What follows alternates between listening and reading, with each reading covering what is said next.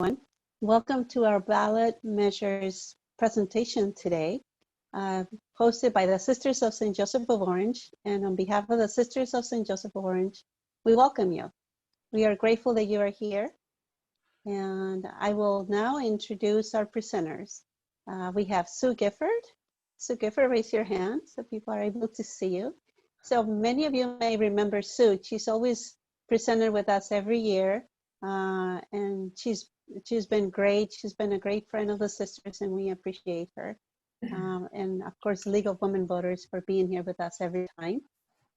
We also have Gisela Meyer. Gisela, raise your hand. Hi. There you go.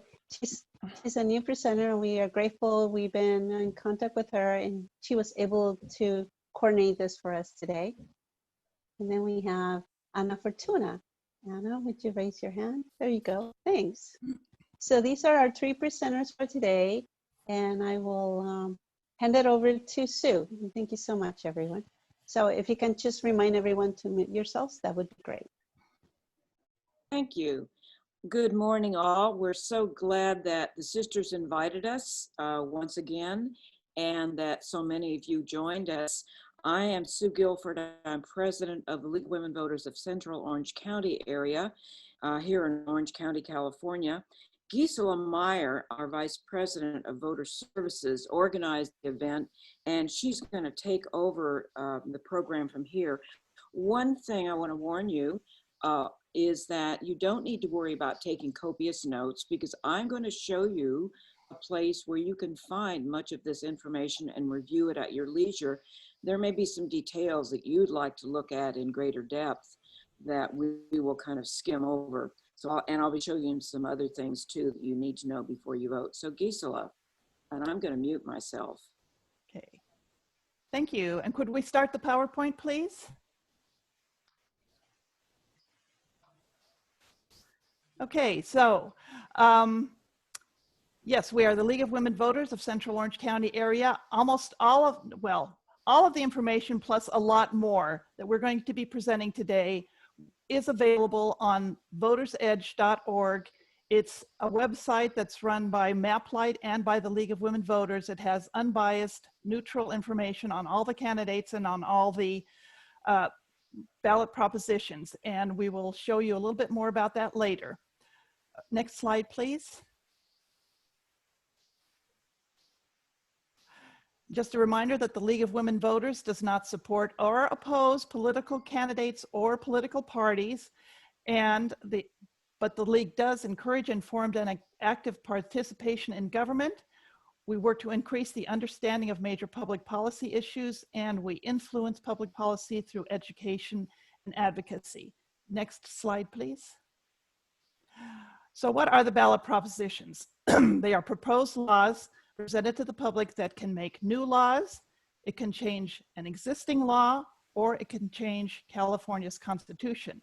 And they can be placed on the ballot either by collection of enough voter signatures, and I'm sure you're all familiar with that process, or they can be placed on the ballot by our state legislators. And all ballot propositions require 50% plus 1 yes vote in order to pass. Next. So in evaluating the ballot propositions, here's some of the questions you might want to ask. Is the proposition too complex for a yes or no answer? Is it a good solution for the problem that it's trying to address? Is it written well, or is it confusing? Sometimes we've had propositions that weren't written well and they end up causing problems. If it's proposing a new program or a new service, does it show how that program or service will be paid for? Does it create new problems? Does it restrict the state budget, which several of our propositions have done? Does it change the state constitution? Now, this is a big question. The state constitution, we have one of the biggest, longest constitutions in the entire world. According to some people, it's the 8th longest constitution in the entire world. Although I read a blog yesterday that said that that's not a bad thing for a state constitution, so maybe it's a good thing, maybe it isn't, but just something to keep in mind. Is this something that belongs in the Constitution, or should it just be a law? And it's also very interesting to follow the money. That's a really fun way to find out who's actually supporting or opposing a proposition, because sometimes that's not real obvious. Next. So who is really supporting or opposing it? And again, following the money can help you figure that out. And it's important to remember that everything you hear in those advertisements that you see on TV is advertising. If you want to get some straight ahead statements on that are valid and unbiased, you can go to the state legislative's office to see what they say. Those statements are usually in the ballot books that you get. So just keep in mind that everything else is advertising. And also you need to know the ballot initiatives can only be amended by another initiative. So if something gets passed by the voters, the legislators cannot change that unless there's language in the initiative that says that they can do that. Next. So let's jump right in. Proposition 14. This authorizes bonds, the sale of bonds to continue the stem cell research. And the question is, should California sell $5.5 billion in new bonds to continue funding grants for research and development of stem cell treatments? Next. So the way it is now. Stem cells are a special type of human cell that's used for medical research to find treatments for many kinds of diseases. In 2004, the California voters approved a $3 billion bond to pay for research and medical studies using stem cells. This proposition also created the California Institute for Regenerative Medicine, or CIRM. Now, most of that money has been spent. Next. So this proposition would allow the state to sell an additional $5.5 billion in new bonds to continue that stem cell research and providing medical treatments. The proposition would limit administrative cost to 7.5% of the bond funds. Next. What are the fiscal impacts? We always like to know how this is going to affect the money. So the total cost to repay the bonds plus interest is $7.8 billion. It's kind of like when you have a mortgage on your house, you have to pay interest on that mortgage, so you end up paying a lot more than the mortgage amount. And so this is the way it works with bonds too. The state borrows money, it has to pay interest, so we end up paying $7.8 billion. The state would pay about $260 million each year for the next 30 years to pay this off. And if the stem cell research leads to new medical treatments, the state could get some money to use for patients' treatments. Next. So what did the supporters say? Stem cell bonds have led to medical treatments and important research that should be continued. It provides money to help fight many serious diseases such as cancer, diabetes, and heart disease. And it will contribute to the rebound of California's economy by providing more jobs. The previous funding generated $10.7 million in economic stimulus. There are 97 organizations that support this proposition. As you can imagine, there's a lot of health-related organizations, and there are also 10 elected officials. More than $6 million has been raised to support this proposition. The top 3 donors are Dagmy Dolby, who donated $2 million. Who is she? She is the widow of Ray Dolby, who invented surround sound. The next highest is $1.9 million from Robert N. Klein. And he is the person who put the original Proposition 71 on the ballot that created this program. So he's very anxious, obviously, to continue it. And then $1 million came from the Juvenile Diabetes Research Foundation, which provides funding for diabetes research. Next. What did the opponents say? They say we cannot afford $7.3 million in bonds in the middle of an economic crisis, and that repayment of the bonds will increase taxes. They also point out that the federal government and private groups are already paying for important stem cell research. There was a time when the federal government was not paying for stem cell research, but now they are apparently. And they also claim that the management, integrity, and transparency of the California Institute of Regenerative Medicine has been in question. There are 8 organizations that oppose Prop 14, including the Howard Jarvis Taxpayers Association, the California Republican Party, Peace and Freedom Party, the Orange County Register, and the Bakersfield Californian, which is also a newspaper. To date, they have not put in enough money to register with anyone. So as far as we know, they have not donated any money. So next slide, please. So if you vote yes on Proposition 14, it means that the state will be able to sell $5.5 billion in new bonds to continue the stem cell medical research, training, and therapies. If you vote no, then the state will not sell the $5.5 billion bonds. And I don't know what would happen to the California Institute of Regenerative Medicine if that happens, but so that is the end of Proposition 14. Next, we will look at Proposition 15, which would increase funding for public schools, community colleges, and local government services by changing tax assessment on commercial and industrial property. And there's a little red flag there because this is a constitutional amendment. And we just like to make you aware of the fact that you're changing the Constitution again. Next, please. So the way it is now, land used for businesses and shopping centers is called commercial property.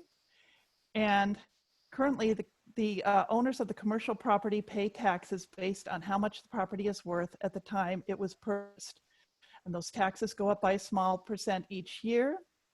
Money from property taxes goes to local government services such as school districts, cities, counties, public school, public libraries, etc. So as you know, just to kind of back up a little bit, Prop 13, which was passed in 1978, it rolled back property taxes on all properties. And it said that those taxes could only be increased by about 2% a year. When a property is sold, then it is reassessed at the current market value. And that means that the property taxes then go up. This proposition would create what is called a split roll, where business and industrial property would be taxed in one way and residential property would be taxed in another way. Could I have the next slide, please? So all commercial and industrial property would be reassessed to what the property is worth now, in other words, what it could be sold for on the market now, instead of just the small increases on the purchase price, which may be as old as 1978 or older. The new rules would only apply to people and businesses that own more than $3 million in commercial property. There would be no change in taxes on residential homes. And that means either your private home, your house, or rental property. The taxes would not go up on those. Taxes would also not go up on agricultural land. This proposition would also lower taxes on business equipment, such as machines or computers. Next, please.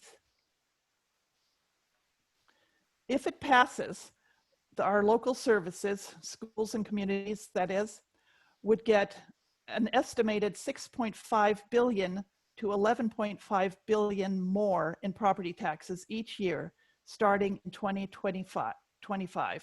It would take 5 years because there's it would take a while for the counties to reassess all the properties. So there's a period where they can transition. 60% of that additional funding would be going to local governments. So that's about 3.9 to 6.9 billion. The other 40% would be going to schools and community colleges. That's 2.6 to 4.6 billion dollars. And the counties would have to reassess all the commercial properties, and that would obviously take some money and some additional personnel. So the measure sets aside money to complete this work. Next, please. What do the supporters say? They say wealthy companies and business property owners should pay property taxes based on what their holdings are really worth, because business properties are not sold as often as residential properties, and so some of these companies are paying very low property taxes based on what their property is actually worth. Taxes from Prop 15 would help pay for important public services such as schools and fire departments. 518 organizations support this proposition, including many school districts, teachers associations, the California State PTA, ACLU, union chapters, California Democratic Party, the Los Angeles Times. It's also supported by 669 elected and appointed officials. And so far, about $40 million has been raised to support Proposition 15. The top money came from the California Teachers Association, which has put in $11.7 million. The Chan Zuckerberg initiative put in $9 million. And this is the philanthropy that was founded by Facebook founder Mark Zuckerberg and his wife, Priscilla Chan. SEIU California put in $7 million. This is the Service Employees International Union. Next slide, please. What do the opponents say? They say raising taxes on properties will increase the cost of everything that people buy, including food, gas, and healthcare, because businesses will pass on their higher costs. And they also say that it would hurt small businesses that are already struggling during the current pandemic. There are 341 organizations that oppose Proposition 15, including many chambers of commerce, the Howard Jarvis Taxpayers Association, building owners and managers associations, the Orange County Register, and also 192 elected and appointed officials. $28 million, almost $29 million has been raised to oppose this proposition. The top donors are the California Business Roundtable at $13 million, California Taxpayers Association at about $800,000, and California Business Properties Association also about $800,000. Next, please. So, yes or no? If you vote yes, commercial property only would be reassessed to the market value on a periodic basis. If you vote no, commercial property would not be reassessed and things would stay the way they are now. And that's Proposition 15. And now we're going to move on to Proposition 16, and Sue will be covering that one. Okay, Proposition 16 is another legislative constitutional amendment. Notice that red flag. Now, this fact that it's by the legislature meant that the legislature had to pass it by a 2/3 majority, and then it had to be put to the voters. Pretty high test. So the question is, should California and local government entities be allowed to consider diversity as a factor in public employment, education, and contracting decisions? Next slide. In 1996, California voters passed Prop 209 that prevented public programs from using affirmative action when making decisions about public education, public employment, and contracting. So they couldn't, in other words, they couldn't take into account things like race, sex, color, ethnicity, or the country of origin. Next slide. Now, one thing I should add is that there were a few exceptions, because if there was a federal contract, for example, that required diversity considerations, that could still happen. But for state-based things, they couldn't take these things into consideration. So what Prop 16 would do is allow these public entities to include these issues of race, sex, color, ethnicity, and country of origin as part of the decision making. It wouldn't require, it would actually not allow things like quotas, and it wouldn't require it, but it would allow allow the creation of affirmative action programs. Next slide. So the fiscal impact would really be very minimal. It would have really no effect on state or local budgets, and it would really depend upon choices made by state and local programs. Next slide. So the supporters say this will help women and people of color. If you take a look at proportions of various ethnic groups, racial groups in the state against, say, hiring practices, there's often some disconnects, and this is the aim of this, is to help bring those things into line. And even here, women and people of color are still discriminated against, so we all deserve equal opportunities. The supporters include 211 organizations, including the ADL, the California Federation of Teachers, California State PTA, the Los Angeles Times, 182 elected and appointed officials, and almost $11 million in support. And I forgot to bring up who the big supporters are on that. I can do that right now and tell you where that big money came from, because there is and I'm going to tell you where I'm finding this later. There is an M. Quinn Delaney contributed $5.5 million. She is with an organization that promotes the principles of Proposition 16. There's also Kaiser Permanente at $1.5 million, and Patricia Quillen at $1 million. Next slide. The opponents say that this would be a step backward, and it could introduce a new form of discrimination, and it would require some costly bureaucracies to enforce these decisions. And the four opponent organizations are the Bakersfield Californian, that's a newspaper, the California Republican Party, the Orange County Register, and the Republican Party of San Diego County. A little over $200,000 has been raised at this point. And the next one is, next slide. So yes or no? Do you want to repeal that section of the California Constitution introduced by Prop 209 and allow these public entities to consider these issues of race, sex, color, ethnicity, and national origin? Or if you vote no, then that ban on considering those issues will continue. Next slide. So the next issue is Proposition 17, also a legislative constitutional amendment. Again, the legislature had to have a 2/3 vote, and then we had to put it before the people. Should people on parole in California be allowed to register to vote and vote in elections? Now, next slide, please.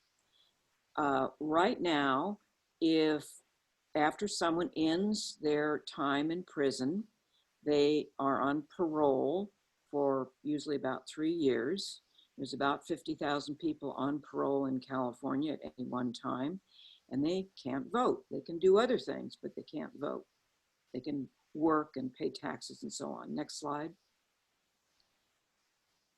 So it would allow these people on parole to register to vote and vote in elections, and some of these people could run for public office if they're qualified otherwise. Next slide.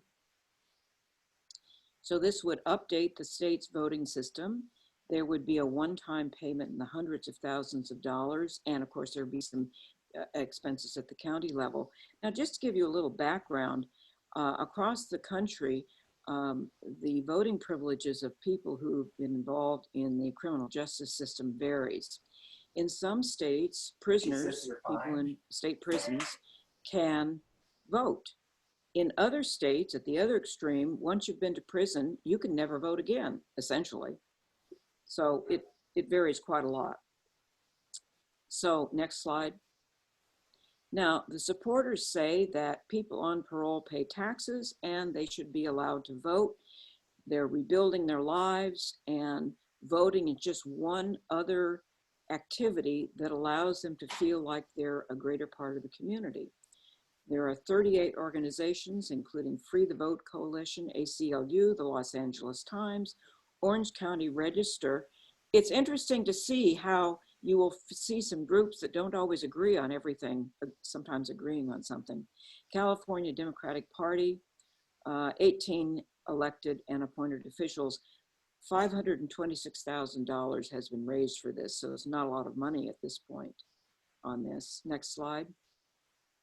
The opponents maintain that violent criminals shouldn't be able to vote until they have completed all of their sentence, and these people look upon the parole as part of that sentence. And the parole is a time when they're proving themselves. Three organizations include the Bakersfield Californian, if you may recall, that's a newspaper, California Republican Party, and the Republican Party in San Diego County. At this point, there is no money that has been raised against this. And we'll go to the next slide, and so yes or no? Do you want to restore the voting rights to these people who have not been able to vote because they've been in prison while they're still on parole, but before they've completed parole? Or a no vote would mean people on state parole would continue to be unable to vote. And the next one is Proposition 18.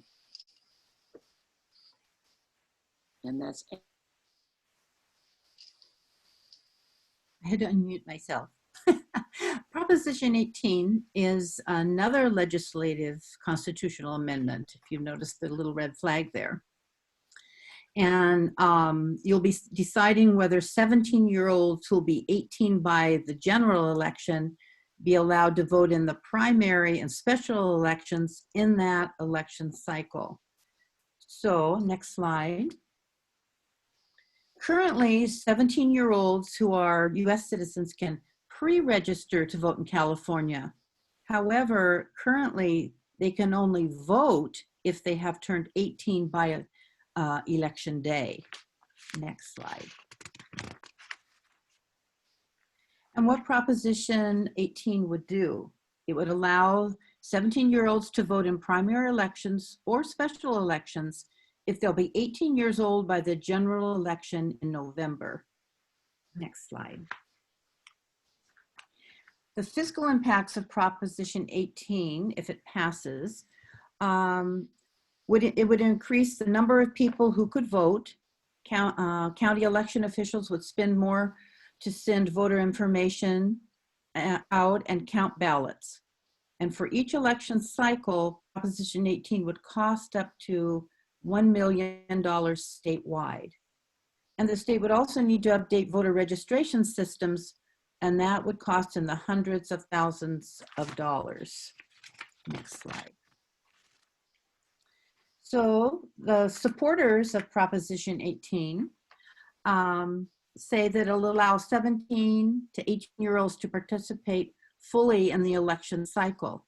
When 17-year-olds can't vote in the primary, it discourages them from voting in the general election when they're 18 because they didn't get to help pick the candidates that are on the ballot.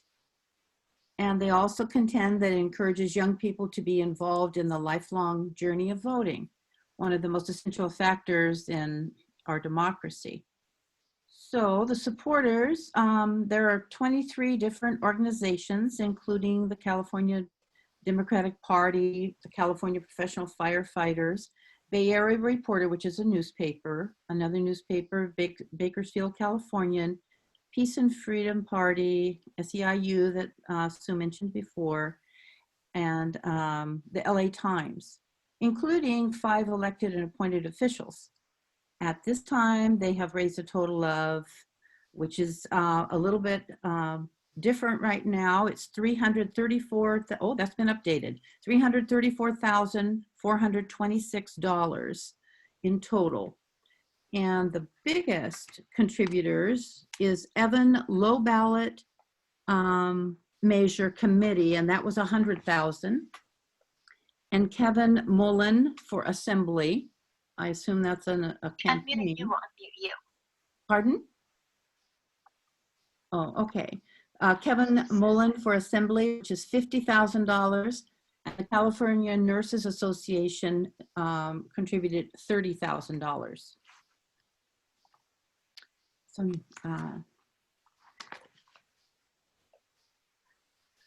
So the opponents say allowing 17-year-olds to vote in primaries on tax issues and debt issuance is not right because they haven't paid taxes, and they will be biased by who influences them.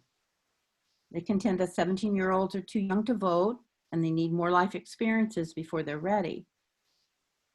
And schools could persuade 17-year-olds to vote one side or the other by putting up posters or having teachers advocate for certain policies. And they also mentioned that only 18 other states allow 17-year-olds to vote. The opponents have 5 organizations, including, the California Republican Party and Howard Jarvis Taxpayers Association, and a couple newspapers. One close by here is Orange County Register and the Republican Party of San Diego. At this time, no data is available on how much money has been raised or if any has. So the question is, if you vote yes, eligible 17-year-olds who will be 18 years old by the time of the next general election may vote in the primary election and any special elections preceding that general election. And if you vote no, no one younger than 18 years of age may vote in any election. Next slide. Proposition 19 is also a legislative constitutional amendment, and it changes certain property tax rules.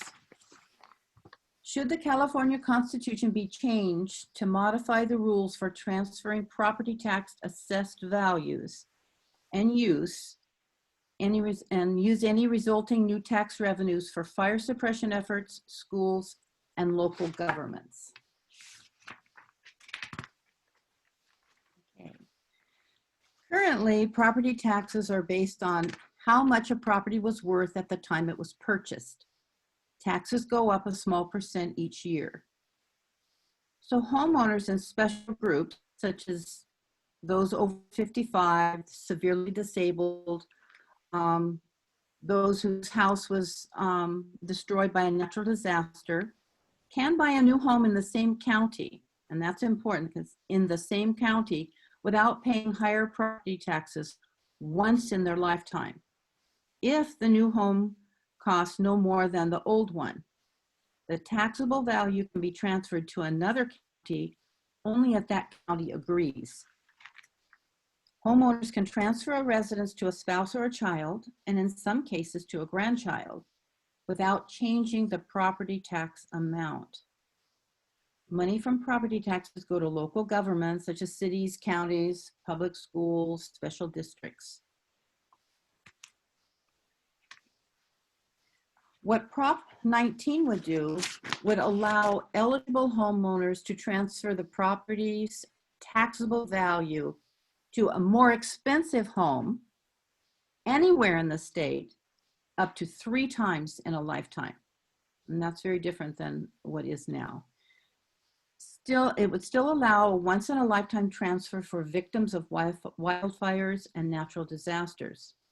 It would eliminate the transfer of taxable values of inherited properties unless those properties are the heir's principal residence or a farm. It would also provide an upward tax assessment adjusted for inflation after 2023 to owner-occupied inherited properties with a market value of more than $1 million greater than its taxable value. It would use increased state tax revenue from Proposition 19 in statewide fire suppression efforts and reimbursement of counties' costs.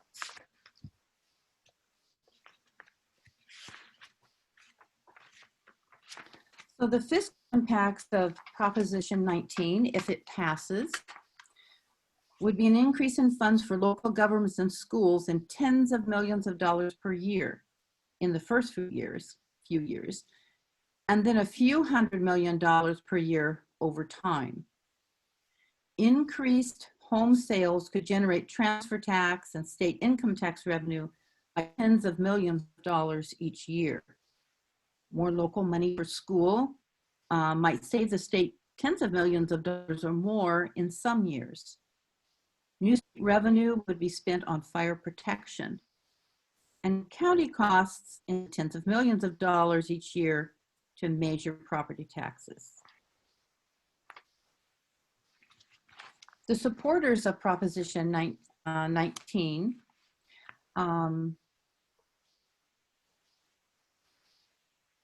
they say it expands the Proposition 13 rules for homeowners who are seniors, wildfire victims, and people with disabilities, allowing the transfer of their home's property tax value to replacement homes anywhere in California. And it closes tax loopholes on inherited properties not used as primary residences, directing increased tax revenue to fire protection, schools, and local government. They also contend that Proposition 19 would protect older homeowners and creates new opportunities for renters. These supporters include 67 different organizations, including Axme, California, California Association of Realtors, Chambers of Commerce, Democratic Clubs, California Nurses Association, the Black Small Business Association, as well as 75 elected and appointed officials. At this point, they have raised more than $35 million. And the three top contributors were the California Association of Realtors, 30+ million. National Association of Realtors, 4,800,000, and the California Professional Firefighters, 100 million.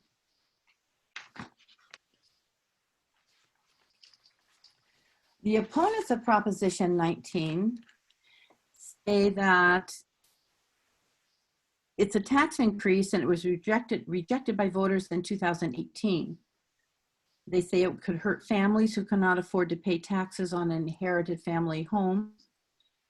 And the reassessment to market value would force families to sell their property because they cannot afford the higher property taxes. The opponents include 8 organizations, including the Howard Jarvis Taxpayers Association, the Orange County Register, and those other newspapers that are mentioned there, including the Los Angeles Times. So the total raised was $45,050, and all of that was contributed by the Howard Jarvis Taxpayers Association. All right, so yes or no on Proposition 19. If you vote yes, it allows the eligible homeowners, those special group of homeowners, to transfer a property's taxable value to a more expensive home anywhere in the state up to 3 times in a lifetime. It eliminates the transfer of taxable values of inherited properties unless those properties are used as the heir's principal residence or it's a farm. A no vote means that some homeowners who are over 55 or who meet other qualifications would continue to be eligible for property tax savings when they move. All inherited properties would continue to be eligible for property tax savings. Okay, this is Gisela again, and I'm going to be covering Proposition 20, which would restrict parole for certain offenses currently considered to be nonviolent, and it would authorize felony sentences for certain offenses currently treated only as misdemeanors. And the question is, should California law be amended to make changes in the process by which people are charged with certain crimes and the process for granting them parole? Next, please. So the way it is now, felonies are considered by the legal system to be the most severe crimes. Less severe crimes are called misdemeanors. Now, over the past 10 years, there has been an effort to a movement towards criminal justice reform because the prison populations were too high, and because some people felt that there was criminals who were given punishments that were out of perspective for the crimes, that were too severe for the crimes that were committed. And so over the past 10 years, in order to reduce the state prison population, the lawmakers and voters through propositions have voted to reduce punishments for people who are convicted of some non-criminal crimes. Non-violent and non-sexual offenders were shifted from state prisons to local jails. Several non-serious and non-violent crimes were redefined as wobblers, which means that they could be charged as misdemeanors or felonies depending on circumstances. Next. Now, there are some people who think that these criminal justice reform measures went too far. They feel that it has encouraged certain crimes, and so this is why they put this proposition on the ballot. And this is what the proposition would do. It would undo parts of the crime laws passed by lawmakers and voters over the past 10 years. Some petty theft crimes could be punished as felonies. So for instance, people convicted of stealing items worth $250 to $950 could be sent to county jail for up to 3 years. Proposition 20 would also change the factors that can be considered for early release from prison. It would limit early release for people convicted of some felonies. And the state would collect DNA from adults convicted of some misdemeanor crimes, such as drug possession, shoplifting, and domestic violence, which the state does not do now. Next, please. What are the fiscal impacts? It would depend on how the law is applied and if it is challenged in court, because it would result in an increase in the prison population and change the way post-release supervision is handled. In other words, parole. Prop 20 would increase state and local costs by tens of millions of dollars annually. Next, please.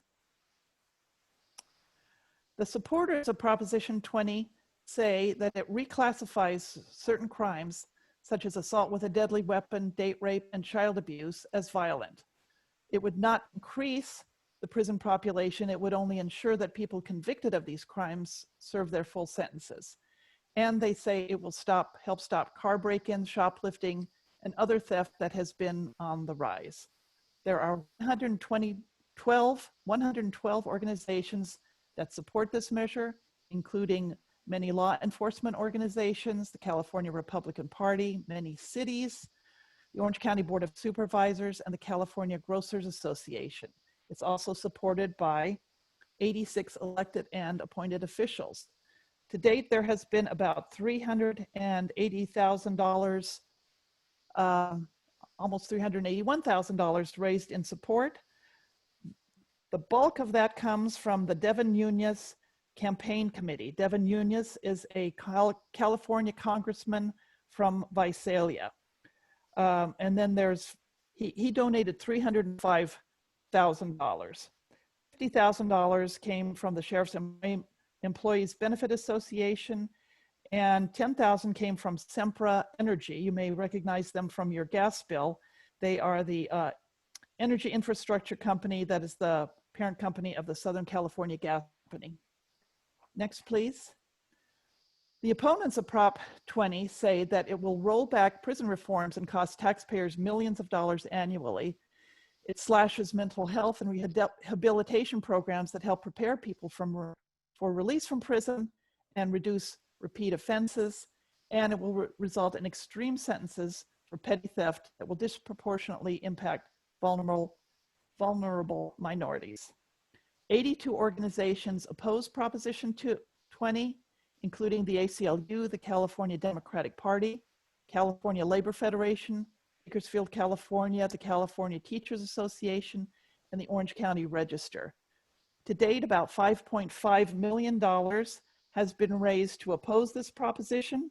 The top donor is Patty Quillen, $2 million, and she is the wife of Netflix CEO Reed Hastings.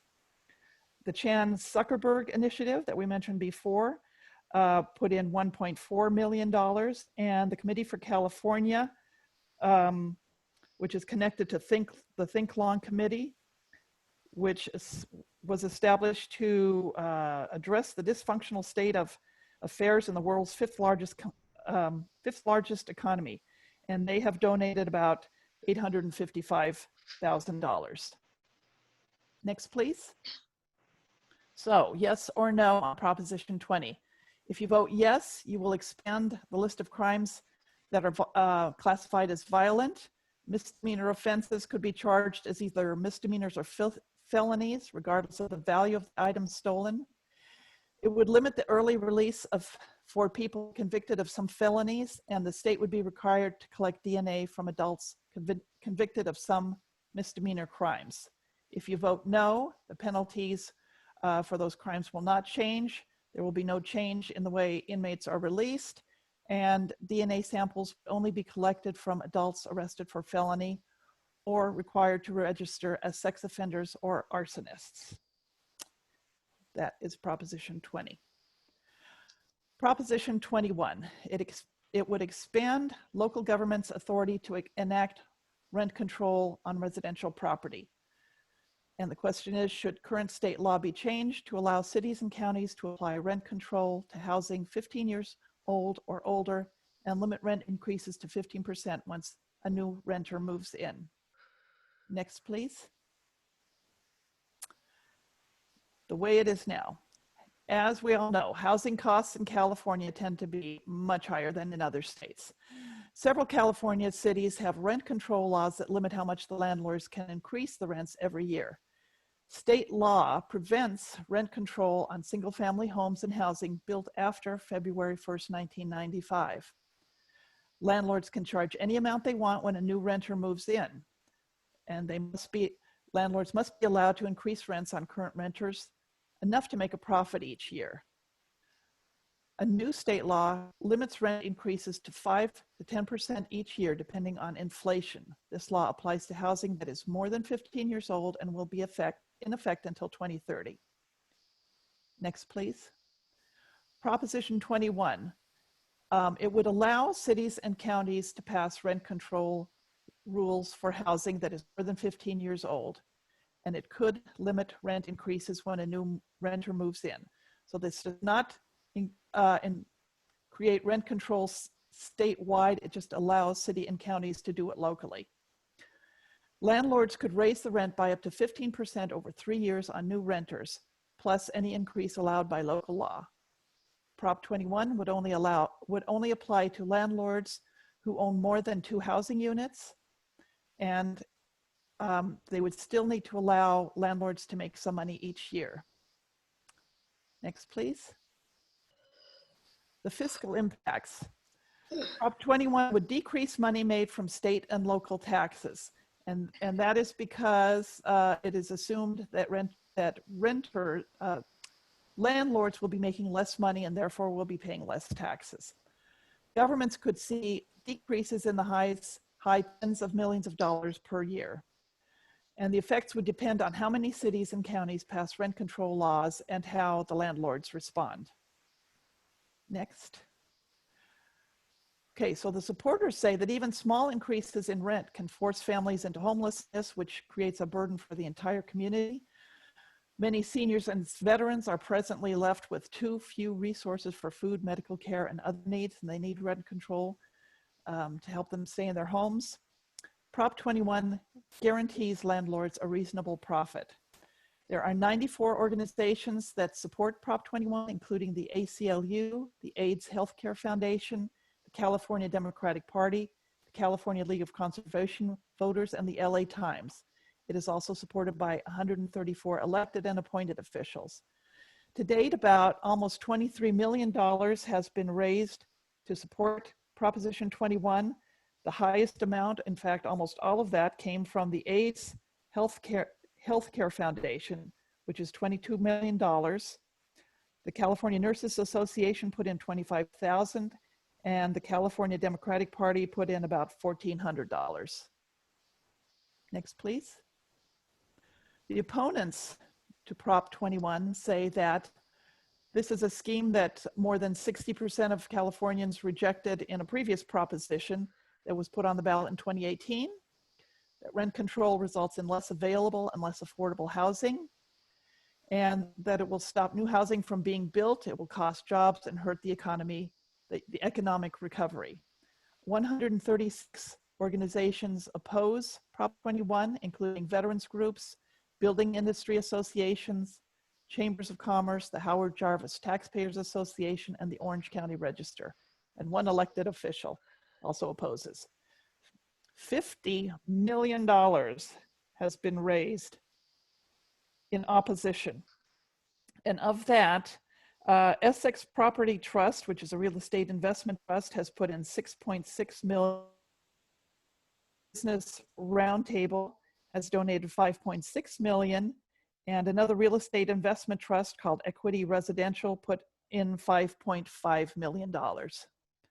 Next, please. Next slide, please.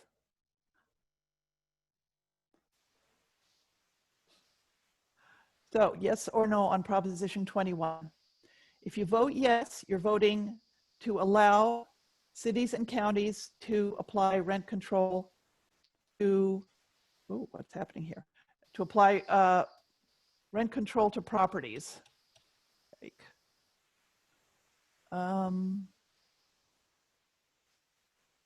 Okay, cities and counties could limit how much a landlord can increase rents when the new renter moves in, up to 15% during the first 3 years. And it requires that rent control laws allow landlords to a fair rate of return. If you vote no, it means that the current limits on local rent control laws would remain. And now Sue will be talking about Proposition 22.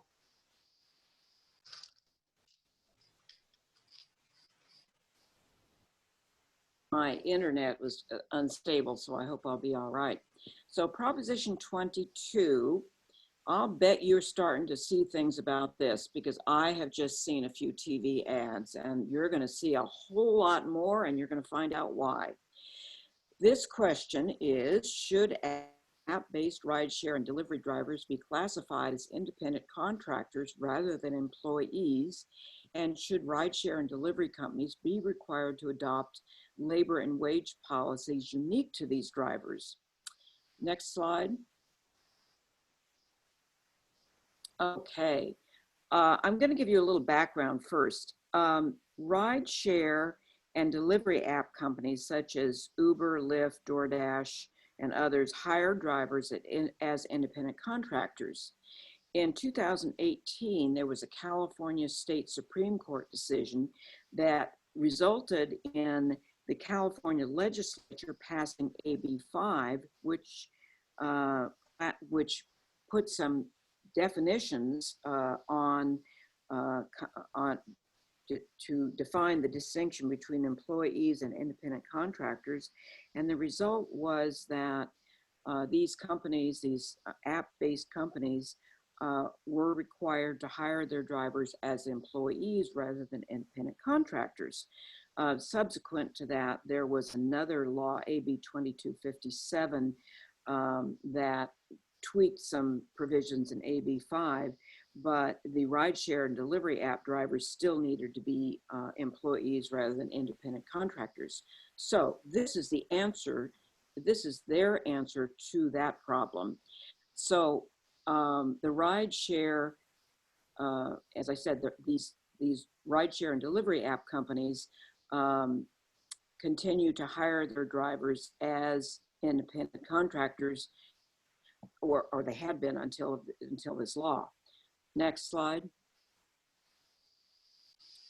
Now, this would allow those drivers to stay as independent contractors but the companies would have to pay them 20% more than the local minimum wage for time spent actually driving.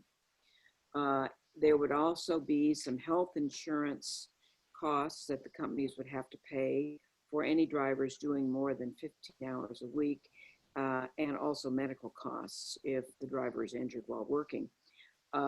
This would also limit cities and counties from putting new rules on the companies. In addition, there are some other provisions written into this proposition that would make it almost impossible to change. Next slide. So the fiscal impact, there would be some small increases in income tax paid by these drivers, and the rideshare and delivery companies would earn higher profits, probably.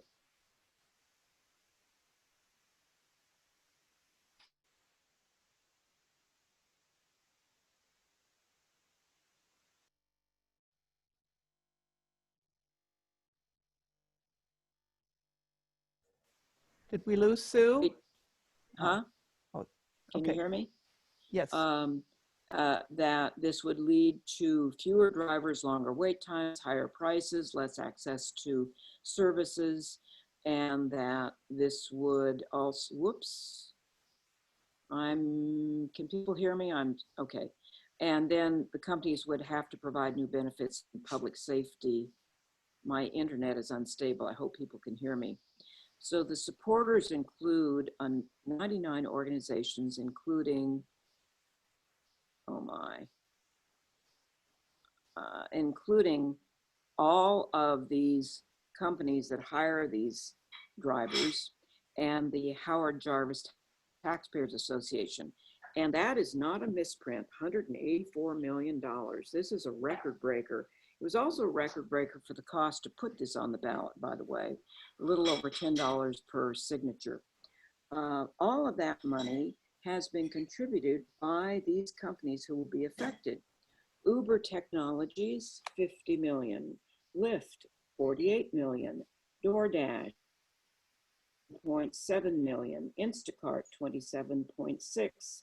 Postmates, 10.6 million. So these are the fellows that are supporting this. Next slide.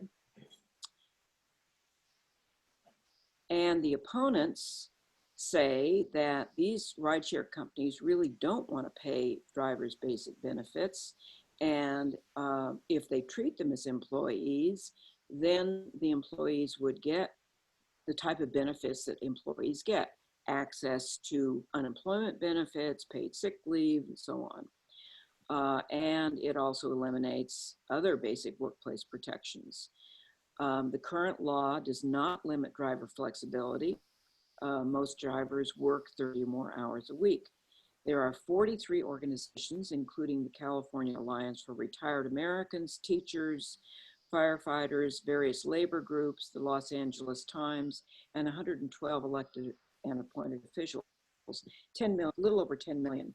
The no on Prop 22 includes international, some labor groups, 1.5, another one for $1 million, another one three each for $1 million each, another labor group for $750,000. Next slide. And so the question is yes or no.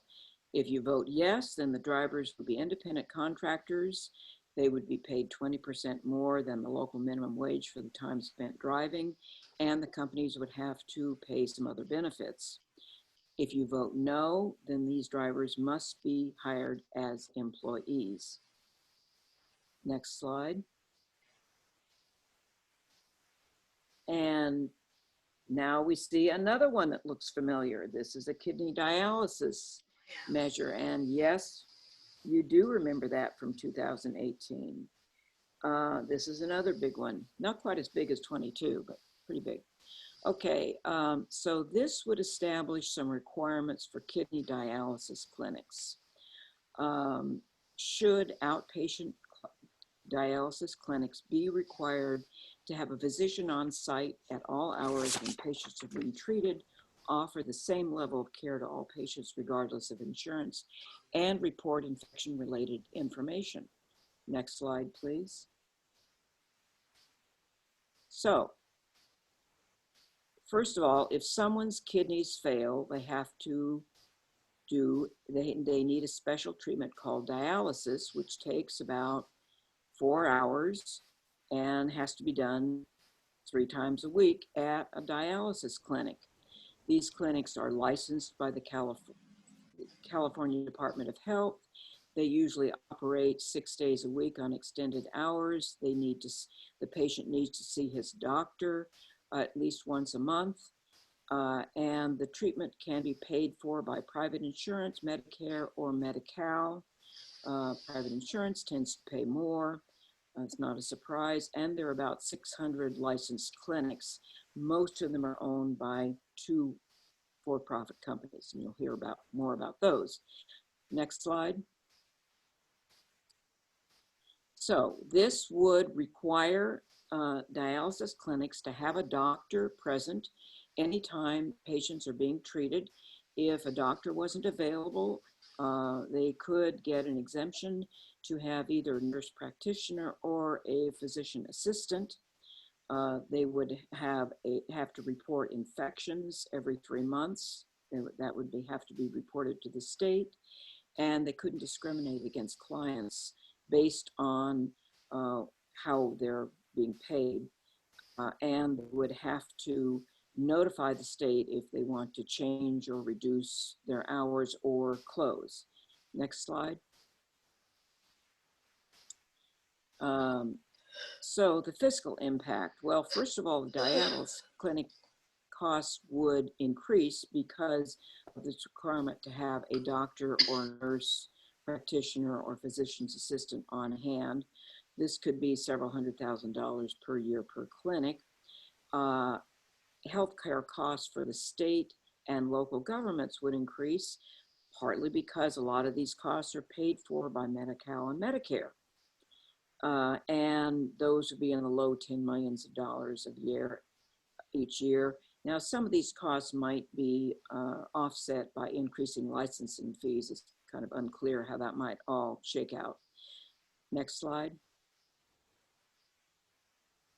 So the supporters say, well, it's dangerous. They should always have a doctor there.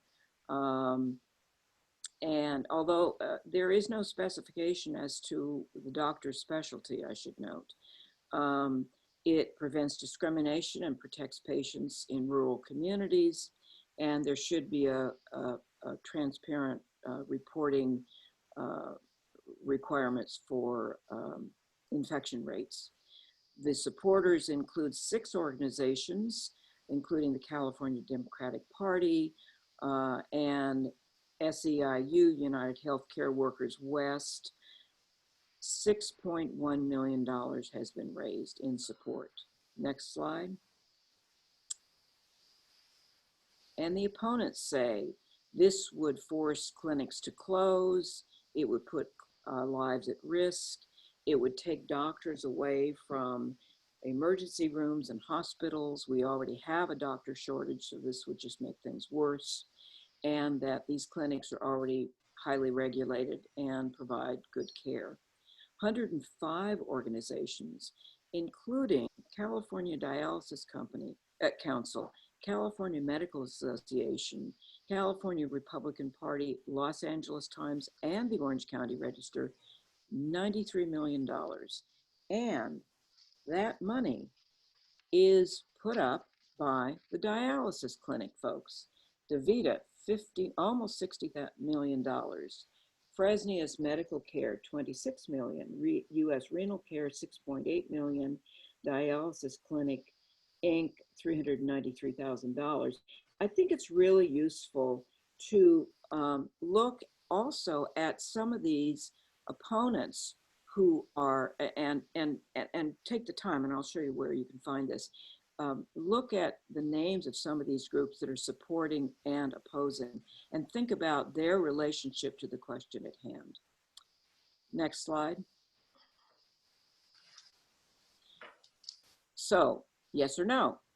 Do you think there should be a doctor or other medical personnel there, like a nurse practitioner, when people are receiving treatment. You want the same level of care to given to all patients, and these new reporting requirements. No would mean that nothing would change and the situation would remain as it is. And that's the end of Proposition 23. Proposition 24 is another initiative statute.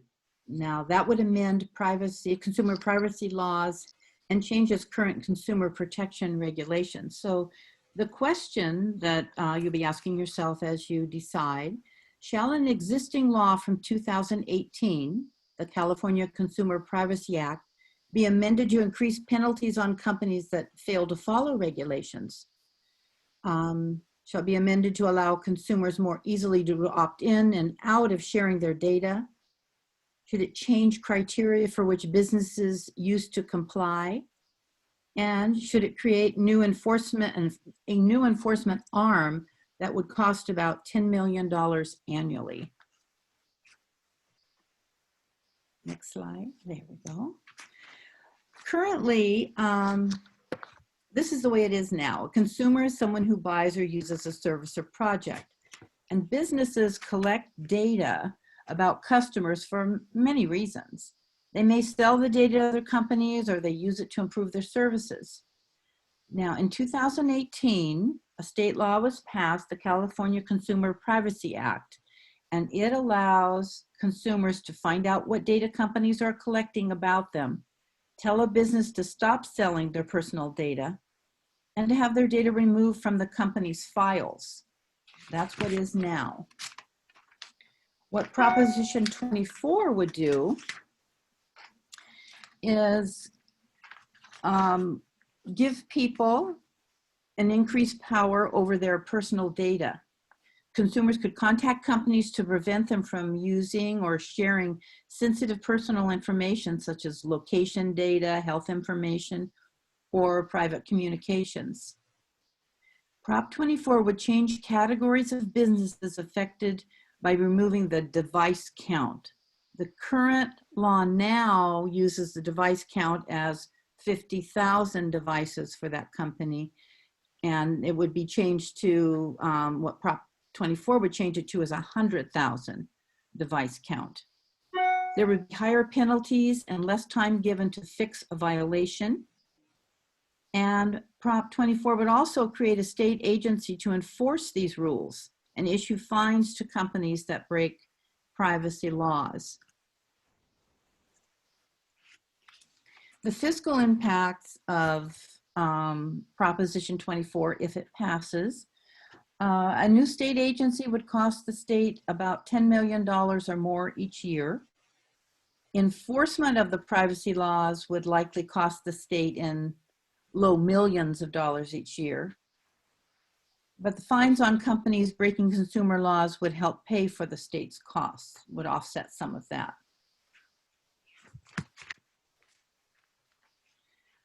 So the supporters of Proposition 24 say that we need to stop tech companies from tracking everything we do online, and it would protect kids by giving the state more power to go after companies that break children's privacy laws, and that it strengthens existing protections by establishing a new California privacy protection agencies. Those supporters include 11 organizations: AFSCME California, Building Construction Trades Council, California Professional Firefighters, Consumer Watchdog, as well as 18 elected and appointed officials. At this time, over $5 million has been raised, and the three top contributors are Alistair McTaggart, $4,428,000, so a very large part of that amount of money. Eric Silverberg, $10,000, and Thomas Kemp, $510,000. The opponents, next slide. The opponents say that Proposition 24 requires consumers to opt out one by one from companies that are currently barred from collecting data by default. People with less money to spend on loyalty programs could expect worse connections, slower downloads, and more pop-up ads. And employers could keep gathering information and data about things like employees' pregnancies, religion, or other political activism. Opponents include 27 organizations, the ACLU, California Alliance of Retired Americans, California Small Business Association, Consumer Federation of California, the Republican Party of California, and the Orange County Register. The opponents have raised $45,000, and $25,000 of that has been contributed by the Consumers Federation of California, and the other $20,000 by the California Nurses Association.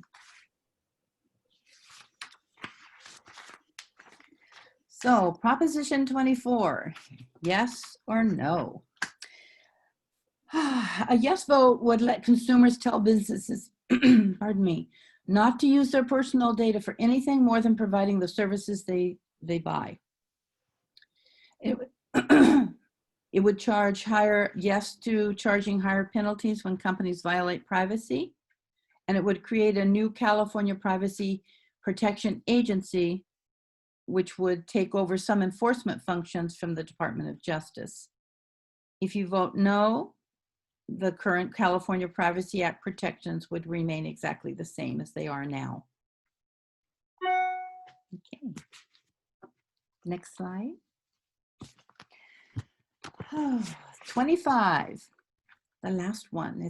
This one is a referendum on a law that replaced money bail with a system based on public safety and flight risk. And the question that is asking, should the law enacted by the California legislature to replace the current money bail system be approved? It was originally passed by the California legislature, but the implementation of it was hindered by this referendum because this referendum was filed.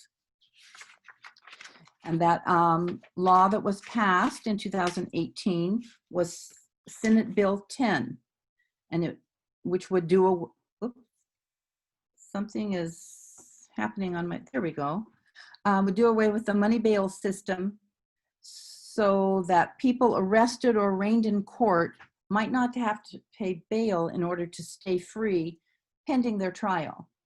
SB 10 did not go into effect because the referendum was filed. Currently, a person charged with an offense can be released from jail by paying bail. Bail is money used to guarantee that a person will return to court. Bail insurance companies charge non-refundable fees to provide these financial guarantees. Next slide. Go ahead. What Prop 22 would do. Prop 25 asks voters to decide if the state should get rid of bail. People with less serious crimes would be released before trial. Courts would determine if people charged with more serious crimes should be released. That would be up to the courts. A judge could keep someone in jail if the judge decides that they are a danger to the public or they might not return to court. And certain people released from jail could be required to check in with a probation officer or wear a tracking device.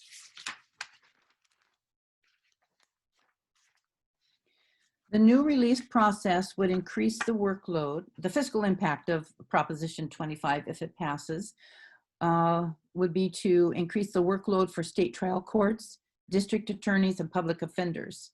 These costs could be in the mid-hundreds of millions of dollars annually. And counties would save in the high tens of millions of dollars each year due to lower jail costs. The supporters say that the current system favors rich defendants who can easily make bail and keeps poor defendants and defendants of color in jail because they can't come up with a bail. People who are eventually found not guilty or not even charged may be stuck with large debts to pay off the bail or bail fees. So Prop 25 means that decisions will be based on public safety, not on a person's ability to pay. The supporters include 37 different organizations, California Medical Association, California Public Defenders Association, the California Democratic Party, Orange County Register, SEIU California, and an additional 42 elected and appointed officials also support it. At this time, over $8 million have been raised, and the top three contributors are Connie Valemo and affiliated entities, 2,500,000. Stephen Ballmer affiliated entities, 2,500,000, and John Arnold, 1,500,000.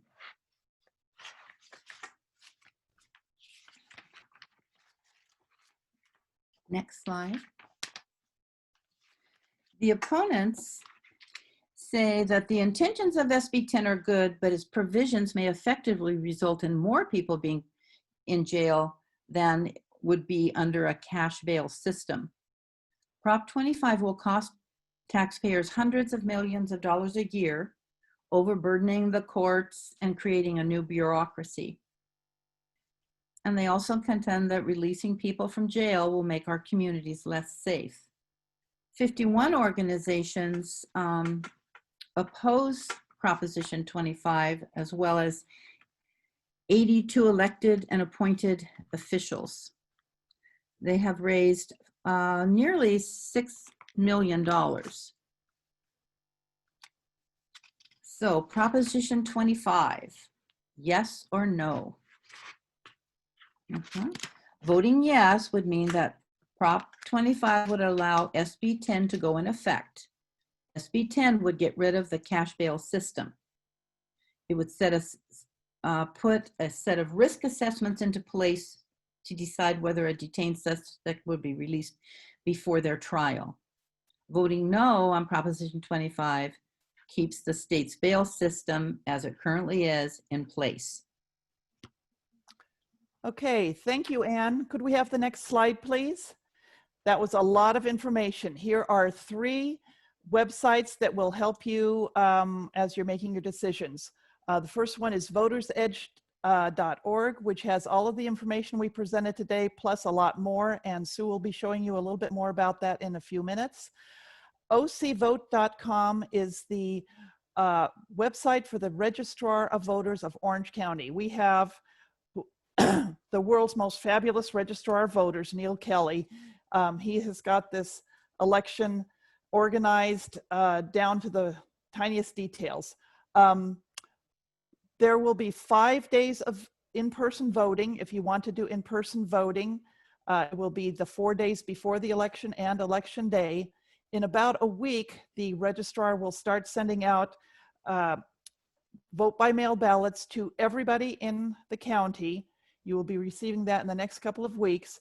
You can fill that out. You can return it by mail. It has to be postmarked on or before election day in order to be counted.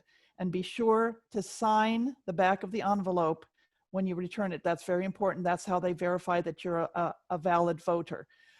If you don't want to mail it by mail, there are over 100, I don't have the exact number, but there are many ballot deposit boxes posted all over the county.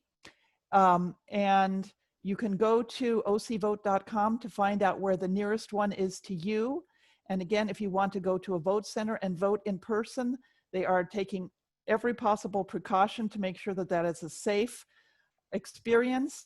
And you can go to the ocvote.com to find out where the closest one is to you. You can vote at any vote center in Orange County. Also, the League of Women Voters has taken positions on 8 of the propositions, some in favor, some opposed. We have not mentioned any of those because this presentation is intended to be completely non-biased and neutral, but if you would like to know what the League of Women Voters of California recommends, you can go to lwvc.org and click on Vote with League, and you will find out what they are recommending. And also you can find explanations for each of the positions that they have taken. And now Sue is going to tell you some more about Voter's Edge.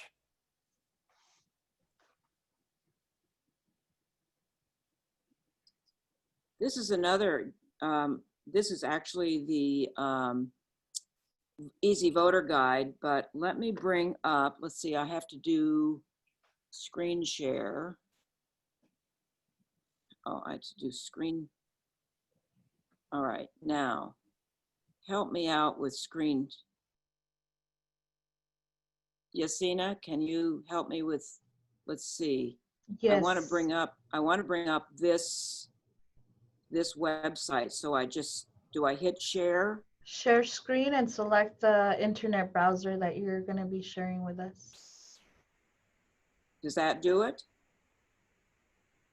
Did you click the blue button on the I bottom? have to hit, okay, now, can everybody see this?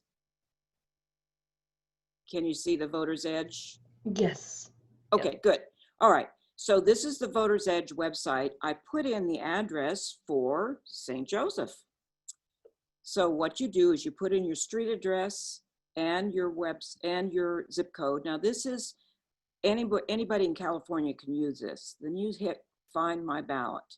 Now, this has your whole ballot from top to bottom, including the measures. Now I'm just going to click on measures and show you one of them really quickly. There's a lot of information here. It starts with the Easy Voter Guide, and that's the really quick, easy explanation. But it goes down, it gives you much fuller details. It even gives you the text of the entire measure, and it includes support, including listing all the organizations that are supporting it, the organizations that are opposing it, and detail about the money. So all that is there. And one trap, because I've almost fallen into this trap, do not assume that just because somebody contributed a lot of money, that is going to define how you vote, because that is a way too simple, way too easy way of looking at things. And I have thought that was the way I was going to vote. And then I took a closer look at the actual supporters, not necessarily the money, and changed my vote. Now, here's another section I want you to look at, voting information. Now, because I live in Orange County, this information is specific to Orange County. So it tells me where I can vote. And Gisela was just telling you, you can do it by mail, you can do it at a vote center, you can use a ballot drop box. But here's what I want to show you. If you scroll down, we're going to click on Voting Basics. And the first thing you see is Where's My Ballot? You click on that. Every registered voter in California will receive a vote by mail ballot. That's special for this election. Orange County started this process of everybody receiving a vote by mail ballot in March. But for this election, all voters are getting a vote by mail ballot, and all voters can sign up for ballot tracking. And ballot tracking allows you to get either text messages or email messages or even phone messages about where your ballot is. It'll start with when your ballot is mailed to you. So you click on this. Now you can do this through the Orange County Registrar of Voters, but this is for anybody in the state. So if you want to tell your friend who lives, if I want to tell my sister in Mendocino County, I'll send her to this site. You put in your name, your date of birth, your zip code, and then you register, and then you will be able to select your message process. Now from Orange County, I'll be receiving, I'll get a message when the ballot is mailed, and they start mailing October 5th. The next message, as I understand it, will be after they pick it up out of the ballot drop box, and it will even tell me which ballot drop box So it's pretty, and then of course it has to be, the signature has to be verified, and then it's separated from the envelope and prepared for counting. And another important thing to know is that nothing is counted until the polls close. Lots of things can be prepared, but nothing is counted until the polls close. So that's the end of our presentation. Are there any questions?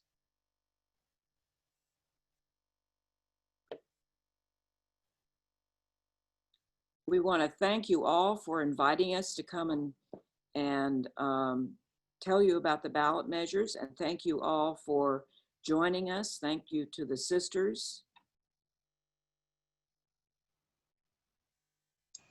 Thank you. I appreciate what you all did. Thank you very much. Good. And don't forget to register for, sign up for ballot tracking. You're all going to do that, right?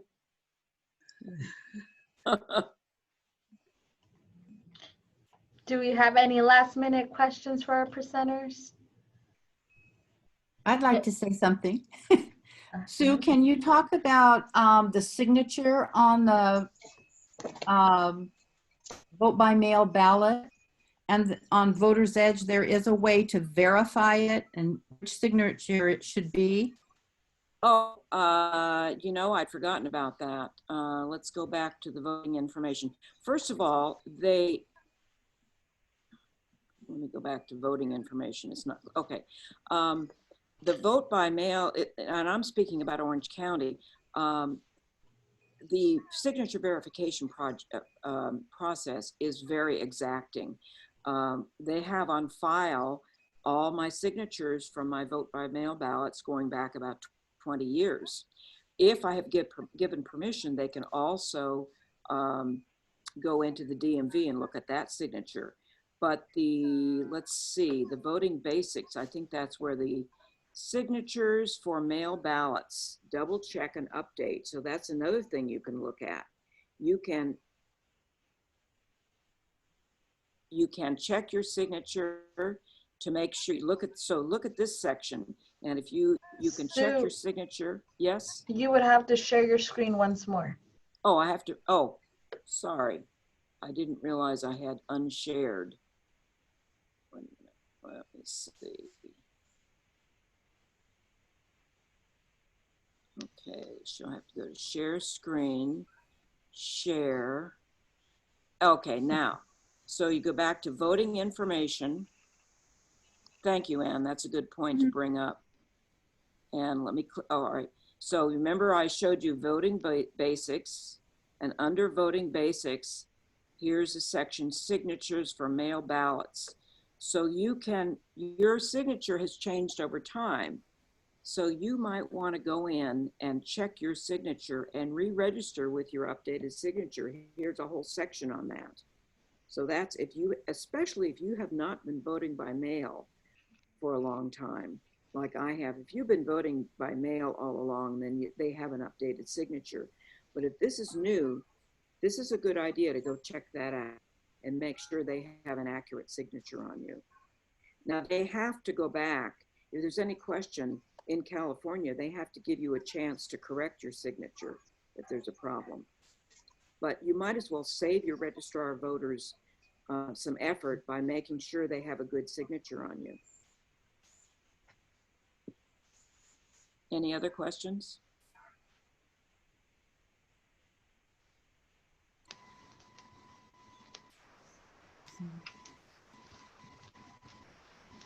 Are you? Yes, Sue. Yes. I have a question. Yes. I heard that by going to the polls on the day, you're going to be, you will see the results immediately. Whereas if you do it by mail, which everybody can, that will take a longer time to count. Actually, so if you could explain that a little bit. Sure. All of the vote by mail ballots that come in early now, what Neil Kelly said is that everything that is received by the morning of election day, I find that hard to believe, but maybe at least by the day before election, They will go through, and they actually got permission to start this process earlier than usual. So what happens is I'm going to turn in my vote by mail ballot as early as I can. So they will verify the signature. And once they verify the signature, they separate the ballot from the envelope. So now it's anonymous. And then they make sure that I marked it properly and didn't leave any extraneous material in the envelope. Sometimes if people haven't marked their ballot clearly so that the machine can read it, they have to recopy the ballot. Then they prepare the ballot for counting. Nothing is counted until the polls close. And if you have ever watched the returns, you'll notice that there is a return the first return is at about 8:05 p.m. And those are all the ballots that they have received and processed and gotten ready for processing before Election Day. They may also, I believe they have a vote center at the Registrar of Voters. So probably that, I call it a black box. The device that collects all the data from the ballots will be included in that first run. Then what happens is that as the night progresses, the black boxes come in. They have to be manually brought in to the Registrar of Voters from around the county. There are going to be 170 vote centers. And they have a process for, first of all, they have to wait till everybody votes. There may be a line. Sometimes they aren't done at 8 o'clock.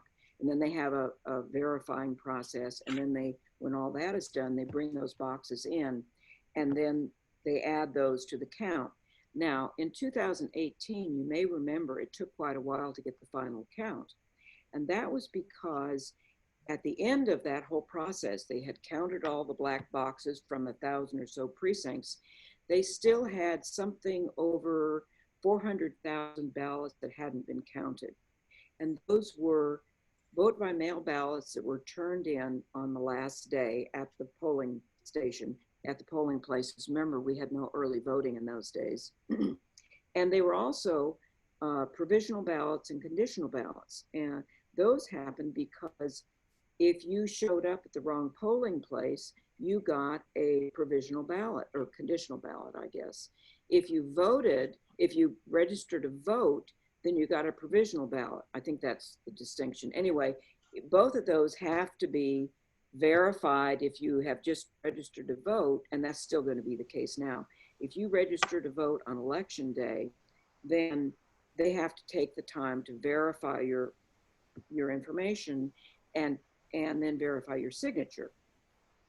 So, and then the other thing is that if you mail your ballot on Election Day, no later than Election Day, and be sure to sign and date that envelope, for this election only, that ballot can be received as late as November 20th. That's unusual. That's only for this election. And that's because of the problems with the US Post Office. Plus, if there is a question about your signature, they have to go back to you and give you a chance to make it right. Now, I believe the law in California is that they certify the election up to 4 weeks after, something like that. So that's why it took so long in 2018, but all the ballots are counted. And actually, if you turn in your ballot earlier, it will be counted in that first run. But until all the ballots are counted, we don't really know the results. Does that answer your question? Yes, that does. So that the earlier, now I understand why the earlier the better. Yeah. Thank you. Yeah. Okay. Yeah. I'm volunteering with the at the voter polls in San Bernardino County and have heard that everyone will be filling out a paper ballot in San Bernardino County. Even if you vote on the machine, it prints out a paper ballot. I'm wondering if it's the same for Orange County. Actually, that's true in California.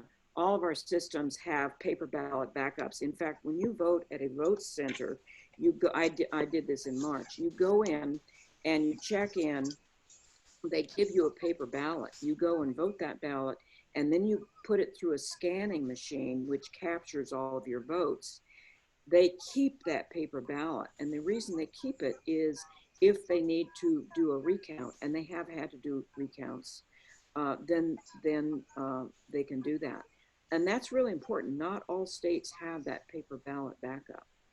San Bernardino doesn't have the scanner, so their county will be a slower result. Yeah. I mean, they have them after the voting booth takes them back to the county, but they don't have Right. them at the voting booth. Right. So then they have to take them back and prepare them, and yeah.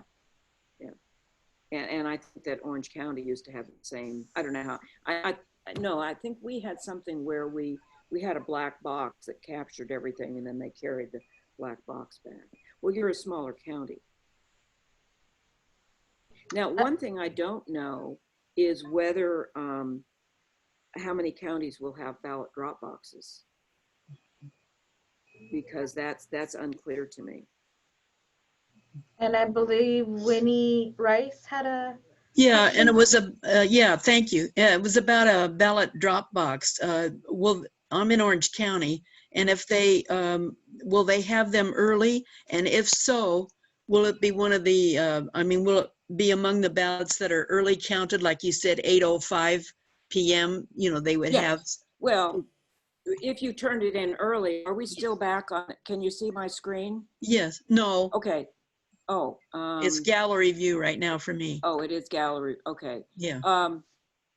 Because here. You would have to share your screen again. Okay, Sue. I need to script. Okay, share. Sorry. Share. Okay, now, whoops. Is it up? Yes. Okay, so this is Orange County, and my voting location, where is it? I know that in, oh, here it is. It's right in front of me. See on that, this is back in Voter's Edge.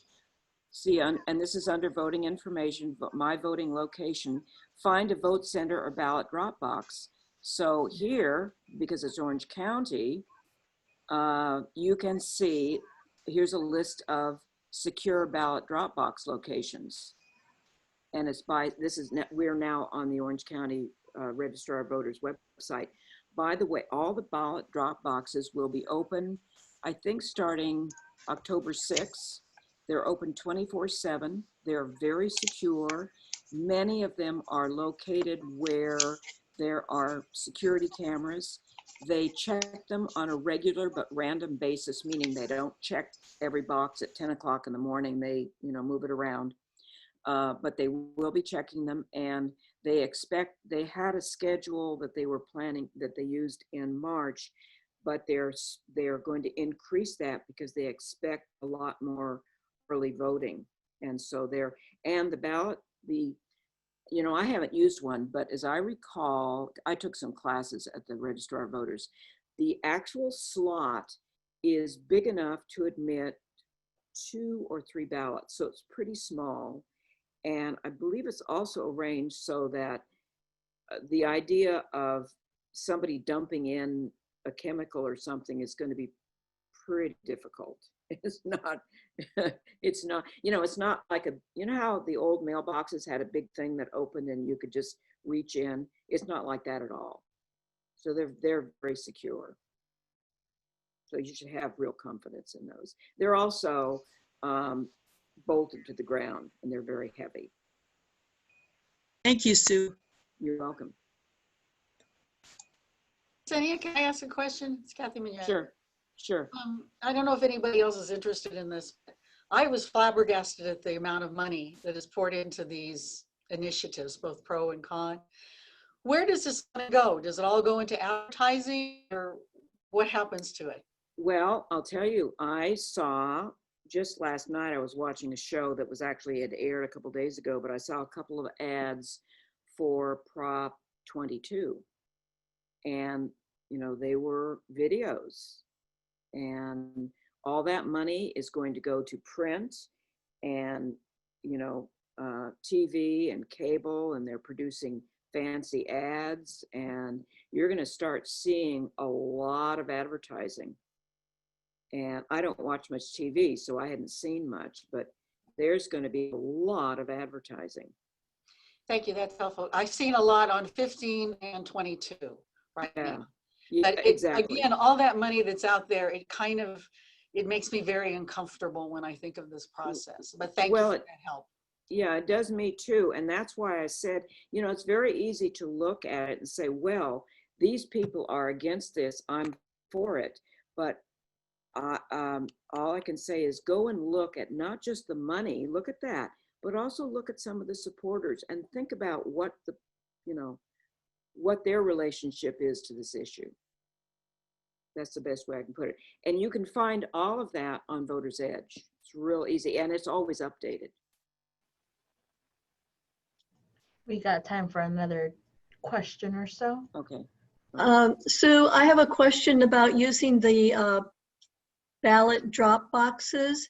Mm-hmm. You don't need postage for those, is that correct? You don't need postage at all, because even if you mail your ballot through the post office, it is first-class mail because the postage is paid.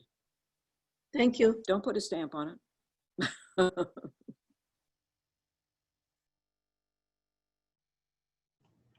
All righty, I think that is all we have time for today.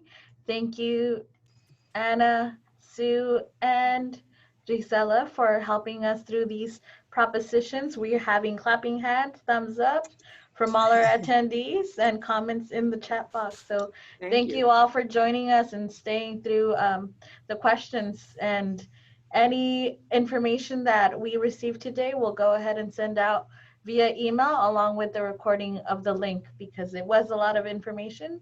So we'll have that available. Thank you. Thank you all and have a great rest of the day. Thank you very much. Thank you. Have a great one. Thanks.